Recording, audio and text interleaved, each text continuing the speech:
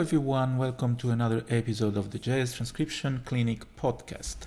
Today I would like to share a couple of news with you, but before I do so, I need to remind you that it would be lovely if you can like and subscribe to my channel, and that will keep me motivated and push me towards great content for you guys. I just noticed on my channel that 90% of the watchers are not subscribed, so I would really appreciate if you click that button. Just give some positive energies to keep transcribing. The first piece of news that I would like to share with you is that after I published the last video, which was this one, Learning the Blues Part 1, the solo of Scott Hamilton, I started getting some comments, and in particular there were some comments that I would like to share with you by a guy whose username is at CCCHIPCRAW179, and I would not mention that the guy was a bit rude in his comments. And so guys, there's no need to be rude, even if you think I did something wrong, or I chose the wrong note or the wrong idea to transcribe. Don't be rude, be always respectful. I know that the web sometimes can be a little bit weird and rough, but basically the reason why I want to share with you this discussion that you can still see under my video is that the guy was questioning me, saying that at the beginning of the Scott Hamilton solo, he doesn't play quadruplet. He doesn't play 4 semiquavers or 16 notes. He plays some triplets. And so the guy said there are no 16 notes in the first measure of solo, all triplets. It doesn't end on beat 1. You will learn, but keep going. So the end of the message wasn't necessary, and I replied in a hopefully more educated way, and I said that in my video, if you watch the video at the minute 17 and 10 seconds, I actually say loud. I mean, we can find that place, 17 and 10.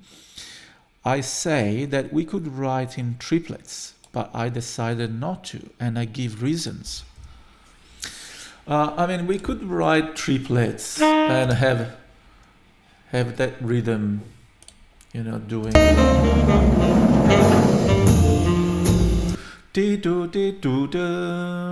So the downbeat will be on the low E, will be here. This will be a triplet. It would be correct for a theoretical point of view, because what we hear is a 1 2 3 2 2 3 3 2 3 1 2 n, right? But I don't think this is the way Scott Hamilton is thinking. I think the way he is thinking is this triplet resolving on beat 1, but he just loves to take his time and lay back, tributing that era where they could do it with an entire big band and they could do it marvelously. Right? So I'm explaining exactly why I took that decision. And by the way, it's a deliberate decision. I could have written in a different way. The guys keep going. I explain everything, because to me, that's how a saxophone player would play this line. And maybe stretching those 4 notes. But the G is, it's very common sense to think that that would be the landing note, isn't it? This leads me to talk to you about the big compromise. I think I already explained this in a couple of past episodes, and even in some of the interviews that you can find on this channel. But when you transcribe something that has been played on the spot by a human being, where the time and the beat placement is so vague, of course, when you write it down using notation, common notation, you have to compromise, right? Otherwise, even the melody here of these blues, how would you write that? It would be probably quintuplets or sextuplets across the bar. It's impossible to be mathematically precise when you transcribe jazz music. The beat is too, without specific borders. So you have to make those decisions. You have to compromise. You have to write in a way that when you read it, when you play it by reading it, you can get pretty close to what you hear. But it's a bit easier if you transcribe something really fast, like a Charlie Parker solo or a bebop solo at 250 metronome, right, where majority are 8 notes. That would be,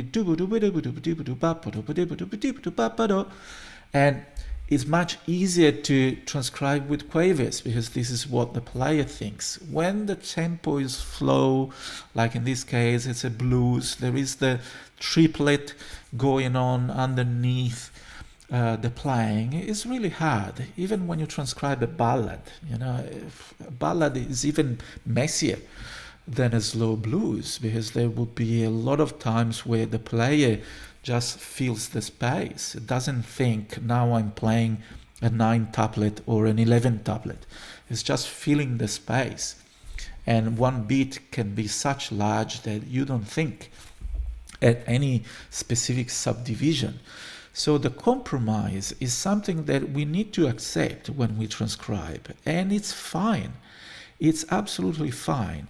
As long as you try to reflect how would be the best way to write it in order to make clear what was played. But you will never be perfect. Never. Even if you are not a beginner transcriber like I am, you would be perfect, right? The guy also kept going. The guy also sent me a picture, a snapshot of the file. He put the melody on Sibelius and write a triplet, and send me on Facebook the file, which, and again, is fine. I love to have those debates because it means that we are reflecting on how to improve our skills. But I think that that was a bit too much, even because I'm giving you reasons why I take such decisions, right? I also wrote here, lay back a lot. So I explained, to me, that's, how I can remember that phrase and how can I play back, getting closer enough to the original track.